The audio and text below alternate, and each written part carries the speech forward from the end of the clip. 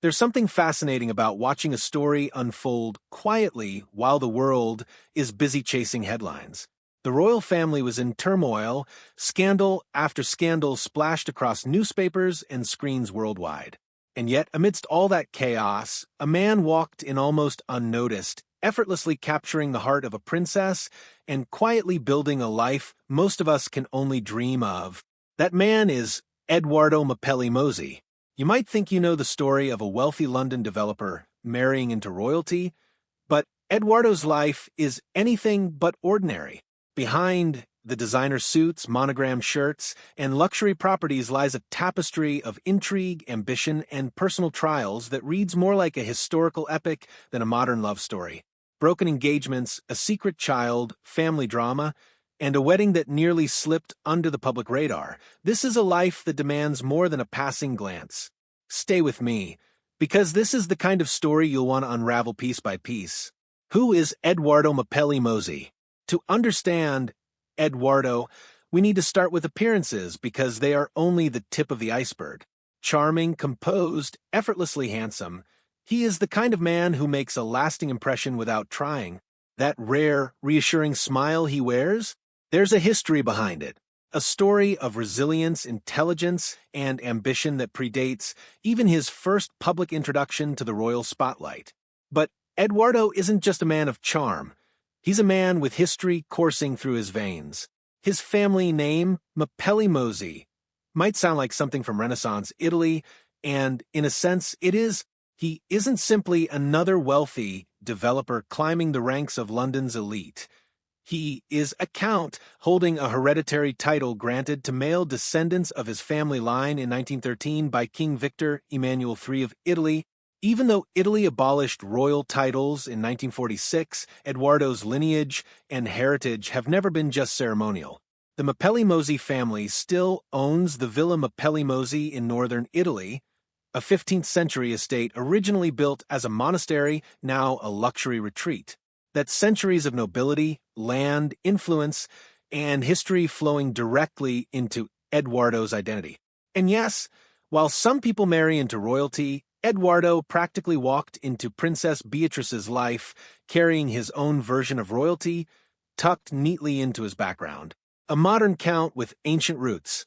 Despite his aristocratic heritage, Edoardo is very much a man of the present. His education was top-tier, Dragon School in Oxford, Radley College, and a master's degree in politics from the University of Edinburgh. By his early 20s, he had already founded Bonda Property, a high-end development and interior design company catering to London's elite. Bonda wasn't just a business, it was an empire in the making. Edoardo's vision was clear. Take undervalued pockets of London, transform them into luxurious residences, and sell to clients with more money than most of us can comprehend. By the time he began appearing alongside Princess Beatrice on red carpets, Bonda had overseen developments worth more than $875 million. That's not a business, that's a dynasty. Yet, Edoardo's path wasn't without its challenges. Dyslexia could have been a roadblock, but he transformed it into a strength, channeling his energy into the visual and spatial world of design. His Instagram, filled with meticulously curated interiors, reads like a portfolio of five-star hotel experiences, homes where every detail is intentional, every corner dramatic. The man behind the empire, Edoardo, is more than just an aristocrat with a successful business. He is outspoken, politically aware, and unafraid to voice his opinions. During the 2016 London mayoral election, he wrote op-eds urging politicians to focus on redevelopment, and he engaged openly on social media about global politics, including the U.S. election. It's a fascinating contrast to the careful silence usually expected of those connected to royal circles. For every public success, however, there have been shadows.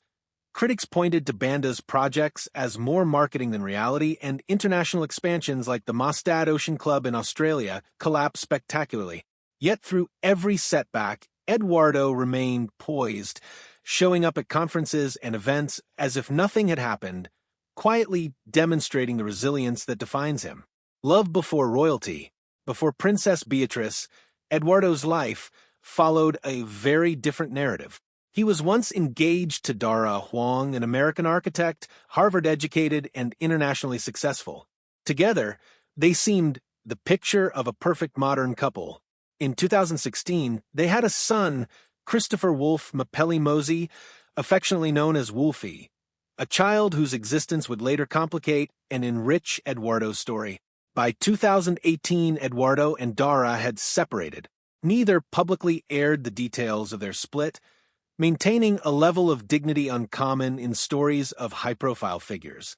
Dara continued to thrive professionally, establishing HB Design Group, while Edoardo began a new chapter that would change the course of his life forever. Meeting a princess. Enter Princess Beatrice. Edoardo and Beatrice didn't meet by chance at a gala or a royal ball. Their families had been connected for decades. The Mapelli Mozzi family and the York family, including Prince Andrew and Sarah Ferguson, were close friends. In social circles where families interconnect through Christmas parties, charity events, and summer gatherings, a relationship like Edoardo and Beatrice's can incubate quietly over years before it is even recognized. By September 2018, the dynamic shifted. Edoardo had ended his engagement, Beatrice had ended her long-term relationship, and the timing led to speculation, but no confirmation, about the beginning of a romance. Their first public appearance as a couple came in March 2019, followed by a royal wedding in July 2020. But this wedding was far from ordinary. The wedding that almost didn't happen. Originally planned as a grand ceremony at the Chapel Royal at St. James's Palace, with a Buckingham Palace garden reception, their wedding faced unprecedented hurdles. First, Prince Andrew's public scandal and retirement from royal duties cast a shadow. Then, the COVID-19 pandemic forced a complete rethinking of the celebration. What could have been a lavish royal affair became a small, intimate ceremony with only immediate family. And yet, even stripped of its grandeur, the wedding carried historic significance.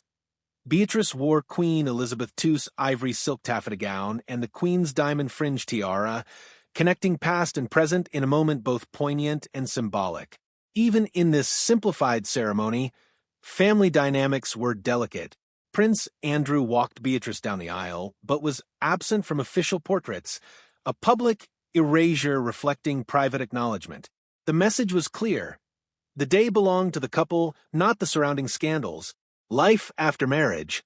Following their quiet wedding, Edoardo and Beatrice built a life defined by both royalty and normalcy. They initially lived in a relatively modest 4-bedroom apartment within St. James's Palace before moving to a 6-bedroom converted farmhouse in the Cotswolds, complete with tennis courts, gardens, and a swimming pool. They became a working royal couple in the truest sense. Beatrice holds a real job as Vice President of Strategic Partnerships at Aphrodite, while Edoardo continues to manage Bonda property. Their children, Wolfie Sienna Elizabeth and Athena Elizabeth Rose, are part of a modern blended royal family raised across 2 homes with careful attention to stability and love. Challenges along the way. Even after marriage, Edoardo's life was not without complications. Premature birth, family scandals, and ongoing media scrutiny tested their resilience. Beatrice's second daughter arrived prematurely in January 2025, prompting the couple to focus on advocacy, with Beatrice taking on a charity patronage for premature births. Meanwhile, the lingering shadow of the Epstein files in 2025 reignited media attention on the royal family. Edoardo's response was characteristically steady. Continue business, maintain public appearances, and show up as a constant calm presence, a contrast to the chaos that surrounds them. Edoardo today. As of early 2026, Edoardo Mapelli Mozzi is 42. A father of 3, CEO of a major luxury property company, husband to a princess, and the least controversial member of one of the most scrutinized families in the world. He continues to charm, build, and influence, appearing at international design events in bold, stylish outfits, ever the picture of composure. Beatrice, 9th in line to the British throne, balances royal obligations with professional life and motherhood, navigating her extraordinary life with quiet grace. Together, They exemplify a modern royal family that doesn't fit neatly into any traditional box, a family defined by love, resilience, and understated sophistication. The truth about Edoardo Mapelli Mozzi. Through broken engagements, secret children, a global business empire, and a royal wedding shadowed by scandal, Edoardo has remained steady. He shows up consistently, proving that what a princess might truly need is not drama, but presence, reliability, and unwavering support. Edoardo Mapelli Mozzi is more than a title. He is a man with history in his veins, a thriving empire, and a family he fiercely protects. In the chaos of royal headlines, scandal, and global attention, he has carved out a life that is both extraordinary and profoundly human. And if you thought this was the end of the story, trust me, it's just the beginning. Royal life is always evolving, and the chapters yet to come promise even more intrigue, triumph, and moments that redefine what it means to live in the public eye while maintaining privacy, dignity, and love.